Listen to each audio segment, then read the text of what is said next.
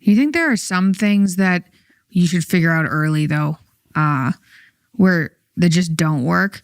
Like, if one person is extremely organized and extremely high in conscientiousness and the other person isn't, like, is extremely low. Well, but those things you should figure out early. We have this Understand Myself personality questionnaire. Yeah. Right? And it has a couples component.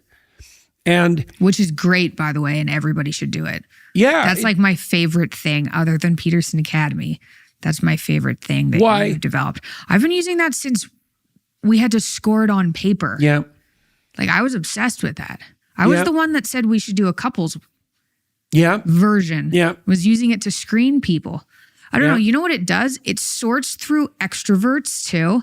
Because you meet an extrovert, especially if you're an extroverted person, you're like, I like this person. This person is great. Yeah. And extroversion just coats every other part of their personality. And you're like, this person's super fun.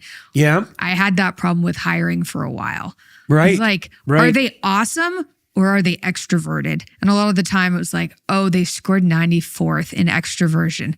Who knows what they're really like? Right. Because it can hide low conscientiousness. So they can be a total slob and not care about it. Yeah. But really be really charming. Yeah. That can be hidden.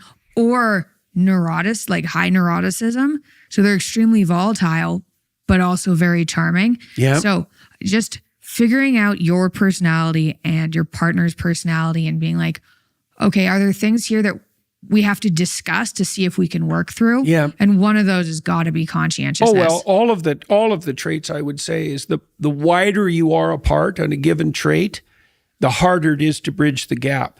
Now, there can be some advantages, like if your grandmother, your mom's mom, was pretty introverted. Yeah. And your grandfather was really extroverted. Yeah. And she valued that in him. And it helped her a lot because it opened up the social space. So that's on the extroverted side. Conscientiousness, that's a rough one. If there's a huge split in conscientiousness, I suppose it's all to the advantage of the unconscientious person. Yeah. You'll just end up, if you're the conscientious one, you'll just end up cleaning for the rest of your life. Yeah.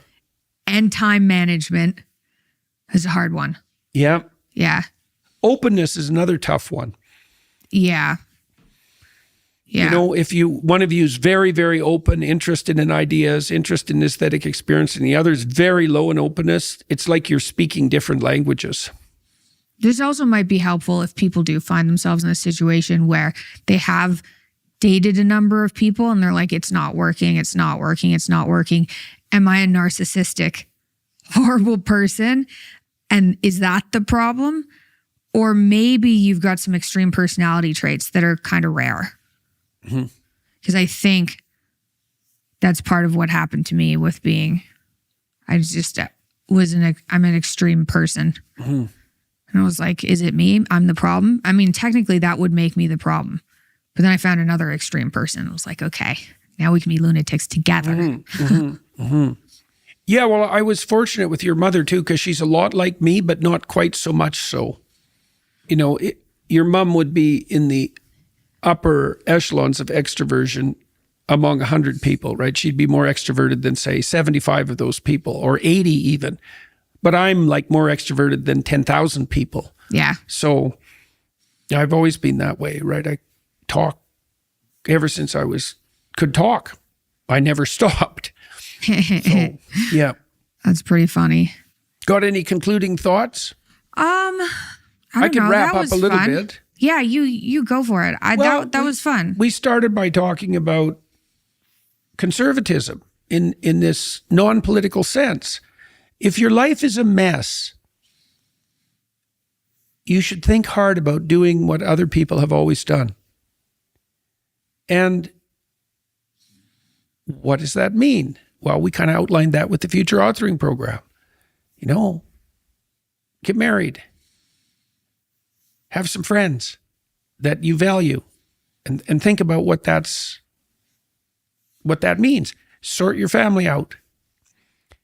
Get your career together. Educate yourself. Figure out how to resist temptation. Serve your community, right? Do all those things. See what your life's like. If it's not still what you want. Well, maybe you're some open lunatic and you have to do something, really different. But even then, binding that within the confines of all those other things, that's a good idea. Take a small step in the direction that you want things to go.